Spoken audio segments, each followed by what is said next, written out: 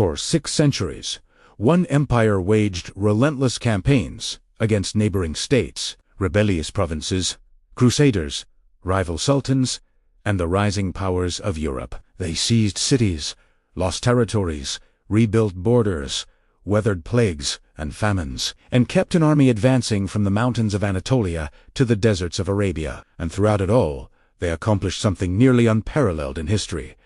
They maintained financial stability while at war, because the Ottoman Empire didn't simply engage in conflict. They discovered how to make war sustain itself indefinitely. Welcome to the Wealth Casebook, where money, power, and history collide. And nothing is ever as simple as it seems. The Ottoman Empire endured from roughly 1299 to 1922, outlasting the Roman Empire, eclipsing the British Empire, and surpassing nearly every state most modern narratives highlight. Yet longevity alone doesn't explain its enduring fascination. The real puzzle lies in how an empire so perpetually engaged in warfare avoided fiscal collapse. Many observers assume empires crumble when they lose battles. In reality, battles alone don't drain coffers. Leadership, budgeting, supply chains, and institutional design. Do we Ottomans grasped this early? Rather than adopting a conventional European tax and army system, they engineered something far more sophisticated, a self-financing war machine. Before diving into these financial mechanisms, we must first understand what the Ottoman Empire truly was, because for much of the Western audience, it remains a hazy image.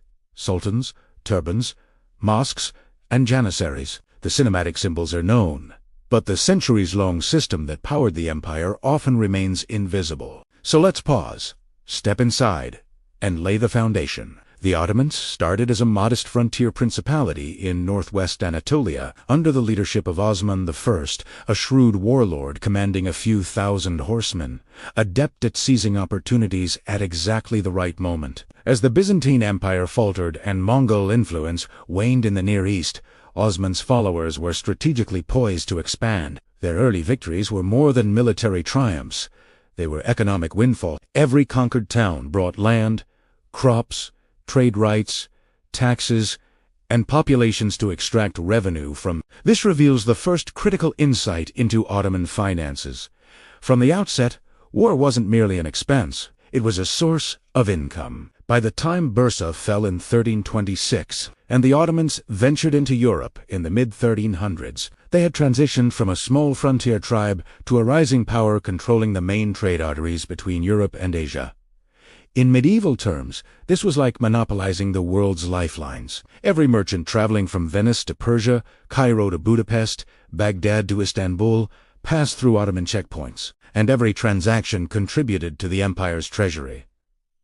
War requires 3 essentials: food, weaponry, and manpower. The Ottomans did not necessarily outmatch neighbors in any of these individually, but they had something more decisive: consistent cash flow. Their empire occupied the richest commercial crossroads of the pre-modern world. Silk, spices, carpets, horses, timber, metals, sugar, everything passed through their territories.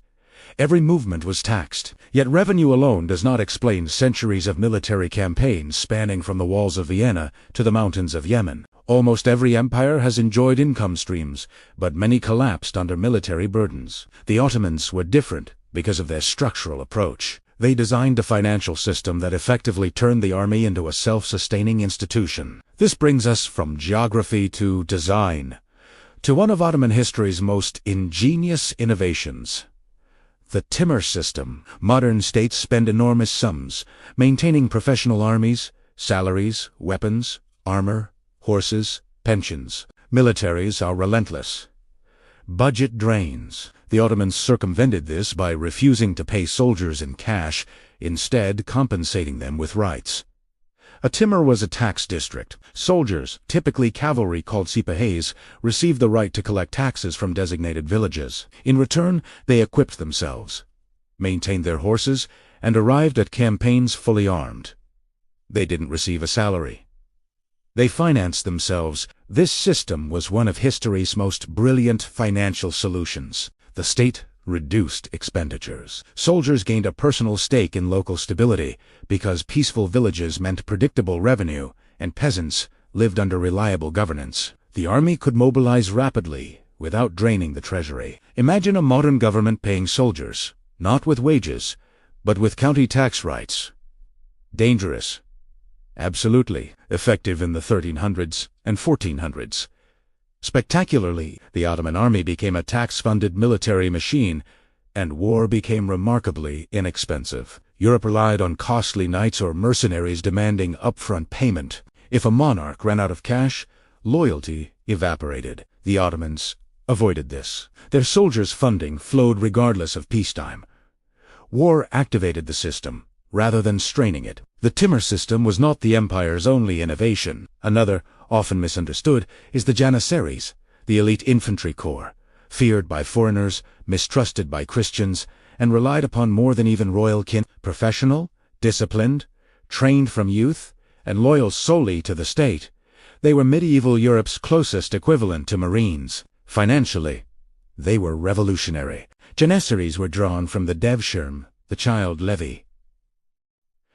Christian villages across the Balkans supplied boys who were taken from their homes, converted to Islam, and rigorously educated in military schools. Indoctrinated and trained, these boys became soldiers whose loyalty was to the state alone, not tribes, landlords, or regions. Ethically controversial, harsh, and coercive, this system nevertheless allowed the empire to acquire elite infantry without incurring the high upfront costs of raising, equipping, and training soldiers from birth. The Ottomans invested heavily in education for the Janissaries, but the initial financial burden was effectively outsourced to conquered populations. By the time the boys entered service, they were fully formed soldiers. Early prohibitions on marriage and business ownership kept conflicts of interest at bay and ensured the state retained control. While the timur system made cavalry self-financing, the Janissaries transformed infantry into a low-cost, professional corps. Together, these systems generated immense savings,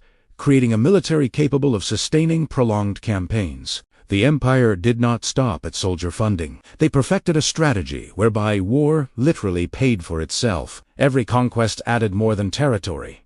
It delivered new taxpayers, new timurs, new trade routes, ports, and revenue streams. Each campaign fortified the financial foundation for the next. European kingdoms often returned home poorer after conflict. The Ottomans frequently returned wealthier. This is the essence of their long-term financial resilience. Consider geographies. The Ottoman Empire spanned the Bosporus, Dardanelles, Eastern Mediterranean, Red Sea, and trade routes to Persia and Central Asia. Moving goods from Europe to Asia required passing through Ottoman hands. Silk from China, spices from India, carpets from Persia, each journey contributed to the treasury. Venetian merchants, Arab caravans, North African fleets, all funneled money through Ottoman checkpoints. By the 1500s, this system made the empire one of the richest states on earth. Warfare was costly, but trade profits outweighed the expense. To capitalize further, the Ottomans established state monopolies over essential commodities, salt, tobacco, coffee, and sometimes soap, ensuring predictable revenue. These monopolies resemble modern strategic industries: oil in Saudi Arabia, gas pipelines in Russia, the Suez Canal in Egypt. Tributes from vassal states, from Crimea to Wallachia, supplemented the treasury. Paying for autonomy or protection proved cheaper than direct governance. Roads, forts, fleets, and soldiers were financed without straining the central budget. For centuries, the empire avoided borrowing entirely. Land grants, trade tolls, tributes, plunder, and monopolies financed war. There were no national debt crises, no bond markets, no foreign lenders dictating terms. This was not permanent. By the late 1600s and 1700s, Europe's Industrial Revolution shifted military and trade dynamics. Oceanic routes bypassed Ottoman landways. The timur system eroded under local corruption, and soldiers became unreliable. Janissaries accrued wealth and political clout, eventually forming a state within a state. Resistance to reform drained the treasury and blocked modernization. The empire eventually needed cash salaries to match European armies. To fund this, they turned to foreign loans, borrowing heavily at high interest rates. The powers once outplayed now controlled Ottoman finances. Debt mounted, payments lagged, and by 1881, the empire surrendered financial oversight to an international commission, a humiliating endpoint to centuries of fiscal independence. The pattern is recognizable. A great power rises on financial discipline, maintains itself through innovation, ignores early warning signs, and collapses when economic systems fail.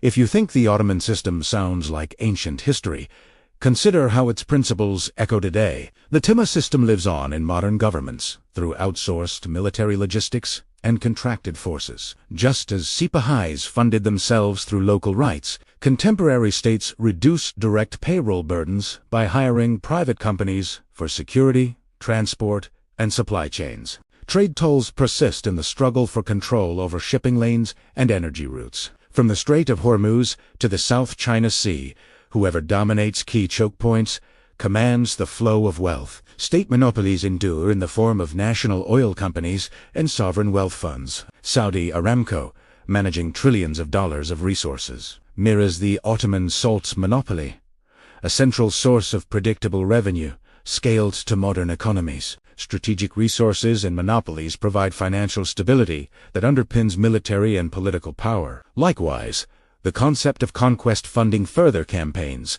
survives in the modern pursuit of territory or influence, often driven by energy reserves, mineral wealth, pipelines, or geopolitical choke points rather than glory. Yet, the Ottoman downfall offers a cautionary tale. Over-reliance on past systems without adaptation proves fatal. Late borrowing, once a marginal tool, became central to financing the military. Loans from European banks in the 19th century came with exorbitant interest and strings attached. Formerly outmaneuvered European powers now dictated Ottoman fiscal policy. Debt spiraled, payments faltered, and financial sovereignty evaporated. By 1881, control of the treasury was ceded to an international commission dominated by France and Britain, marking the humiliating end of centuries-long fiscal autonomy. The lessons are clear. Empires do not fail solely because of military defeats.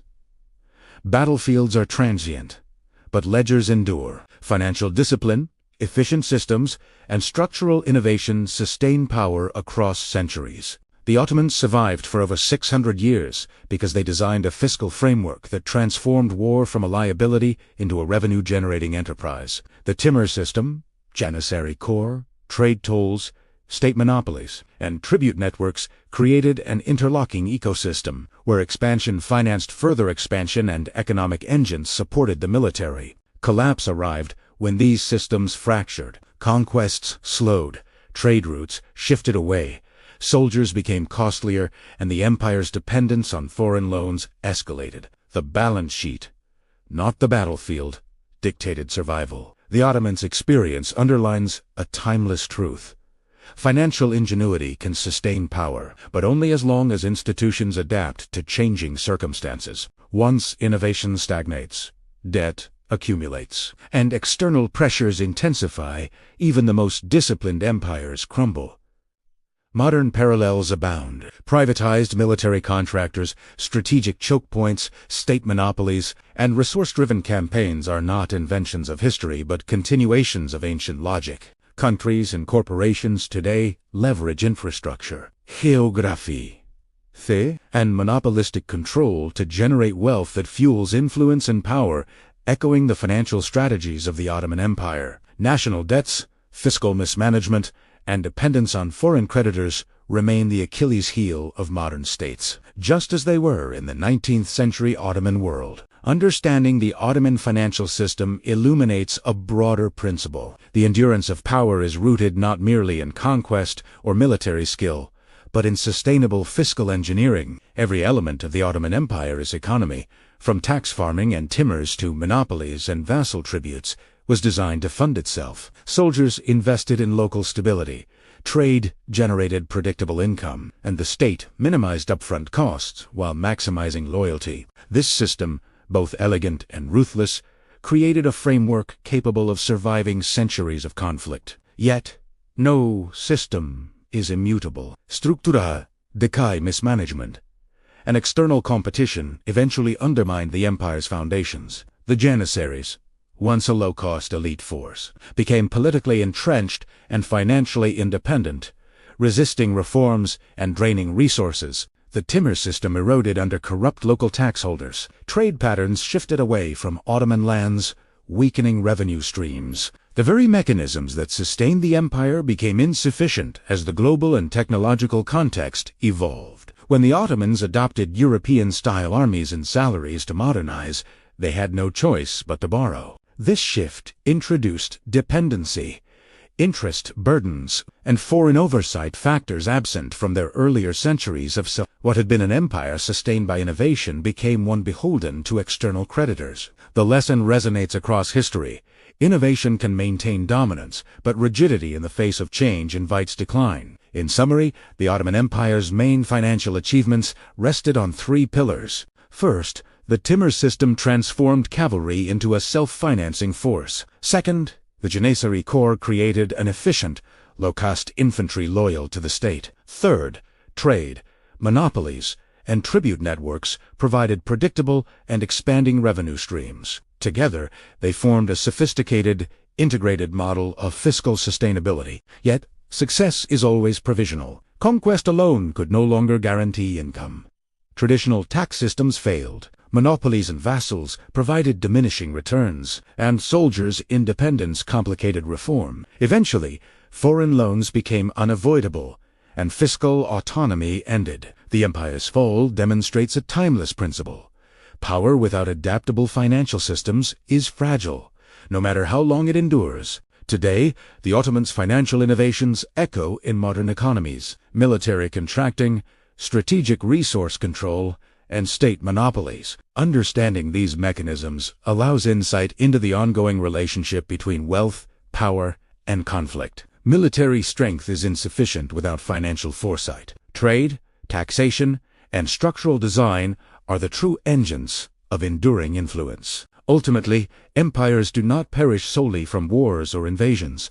They die on the balance sheet. The Ottoman Empire endured centuries because it mastered fiscal engineering, creating systems where war funded itself, trade supplemented military needs, and the state minimized costs while maximizing loyalty and efficiency. Their collapse reminds us that even the most brilliant financial architectures cannot survive without adaptation to evolving realities. History's lesson is enduring. Systems sustain power until they fail, and failure comes not from the battlefield, but from the ledger. The past may seem distant, but ignore its lessons, and it will shape your future regardless. If this opened your eyes, hit subscribe. Wealth and power have patterns. I'll guide you through them.